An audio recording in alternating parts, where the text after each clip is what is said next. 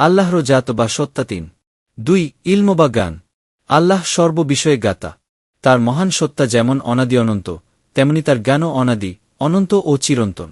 মরুভূমির ক্ষুদ্র ক্ষুদ্র বালুকণা হতে আরম্ভ করে সাগর, মহাসাগরের জলরাশির প্রতিটি বিন্দু তার জ্ঞানের বাইরে নয়।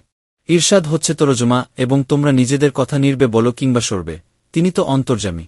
তিনি কি জানেন না যিনি সৃষ্টি করেছেন? এবং তিনিই হন প্রত্যেক সূক্ষ্ম বিষয়ের জ্ঞাতা। সূরা মূলক আয়াত ১-৩ ৩ ইরাদা বা ইচ্ছা আল্লাহ বিশ্বজগৎ সৃষ্টি করেছেন। তিনি নিজের ইচ্ছায় তা করেছেন। তিনি যেভাবে ইচ্ছা সেভাবে সৃষ্টি করেছেন। তিনি কারও বাধ্য নন।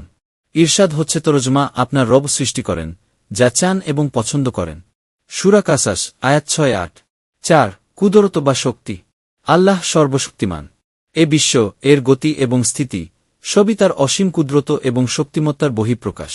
প্রতিটি জিনিসের মধ্যে যে উদ্যম ও শক্তি নিহিত রয়েছে, ওই শক্তির উৎস সেটা নিজে নয়, বরং এর উৎস হচ্ছে মহান আল্লাহ রাব্বুল আলামিন।